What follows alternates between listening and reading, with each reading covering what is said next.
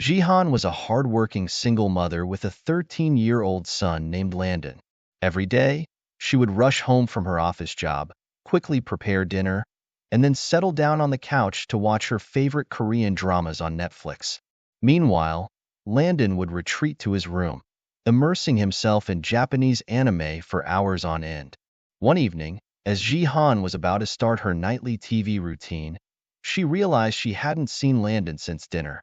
"Landon," she called out, "have you finished your homework?"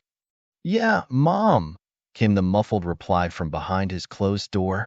Concerned, Jihan knocked and entered Landon's room. She found him sprawled on his bed, eyes glued to his tablet. "Landon, don't you think you've watched enough anime for today?" Jihan asked, frowning. Landon barely looked up.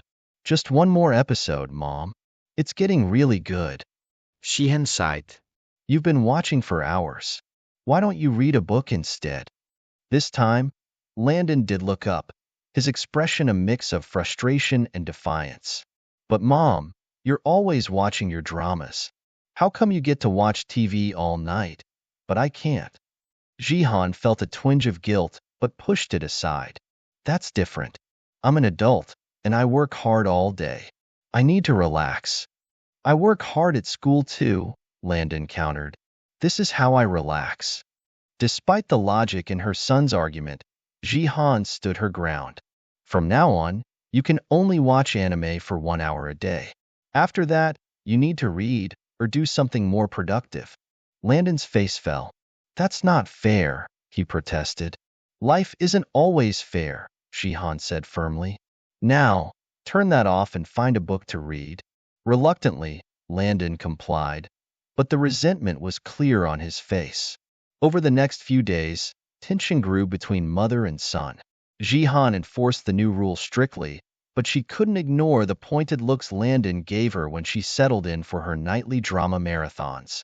One Saturday, Jihan met her best friend, Sarah, for coffee. As they chatted, Jihan shared her concerns about Landon's anime addiction and their recent arguments.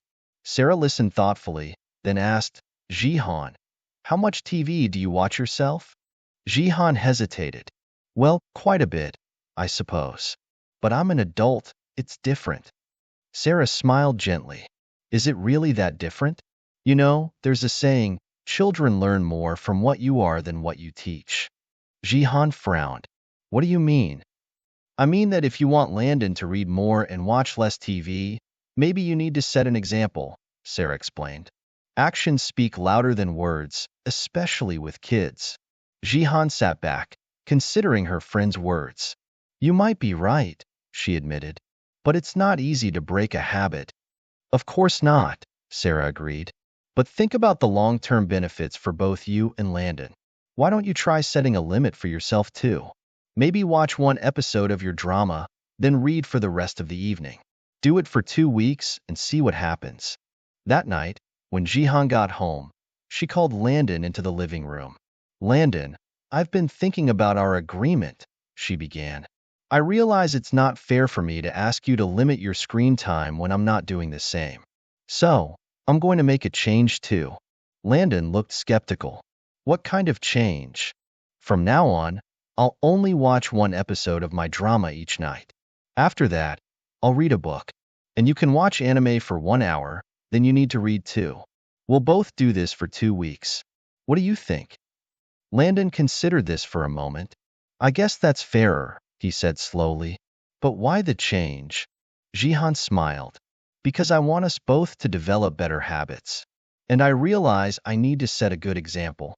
The first few days were challenging for both of them.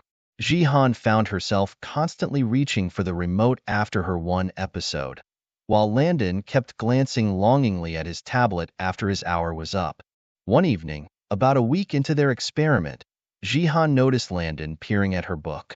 "What are you reading, Mom?" he asked, curiosity evident in his voice. "It's a mystery novel," Jihan replied, pleasantly surprised by his interest. "It's quite exciting, actually. Want me to tell you about it?" To her delight, Landon nodded and sat down beside her. They spent the next hour discussing the book, and Jihan realized it was the longest conversation they'd had in weeks. The next day, Jihan came home to find Landon already reading on the couch. What's that you're reading? She asked. It's a manga, Landon replied, but it's based on a novel. I thought maybe I'd try the actual book next. Jihan nodded, hiding her smile.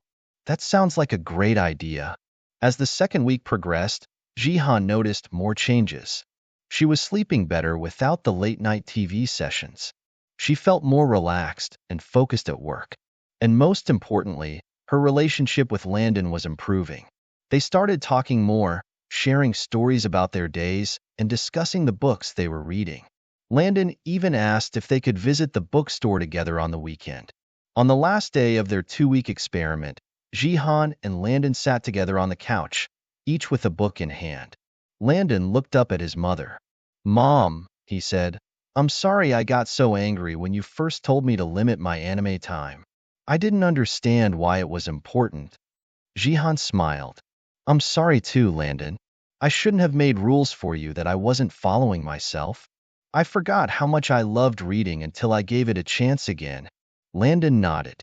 I still like anime, he said, but I'm enjoying reading too. Maybe we could keep doing this? Some TV time and some reading time? I'd like that, Jihan agreed. We could even read together sometimes if you want. Landon grinned. That sounds cool. As they returned to their books, Jihan felt a warmth in her heart. She realized that in trying to set a good example for her son, she had rediscovered a part of herself she had forgotten. And more importantly, she had found a new way to connect with Landon. From that day on, their evenings were a balanced mix of limited screen time and reading. They even started a small book club, just the two of them, discussing what they read each week. Jihan discovered that being a good parent wasn't just about making rules, but about leading by example and growing alongside her child. As she looked at Landon, happily engrossed in his book, Jihan silently thanked Sarah for her wise advice. She had learned a valuable lesson. The best way to inspire change in others is to embody that change yourself. By taking the first step in modifying her own behavior, she had not only improved her own habits but also positively influenced her sons. In the end, Jihan realized that parenting is a journey of mutual growth and learning. By being willing to change herself, she had opened the door for positive change in her son, creating a stronger bond between them and a love for learning that would serve them both well in the future. 单字 retreat 躲避、隐退。 verb to go to a quiet, safe place in order to avoid a difficult situation. Muffled 声音变轻微或低沉 adjective a muffled sound is quiet or not clear. Sprawl 懒散的，摊开四肢坐或躺。 verb to spread the arms and legs out carelessly and untidily while sitting or lying down. Defiance 对抗、对立。 noun behavior in which you refuse to obey someone or something. Twinge 剧痛、痛苦、难过。 noun a sudden short feeling of physical or mental pain. Comply 服从。 verb to act according to an order, set of rules, or request. Resentment 怨恨。 noun a feeling of anger because you have been forced to accept something that you do not like.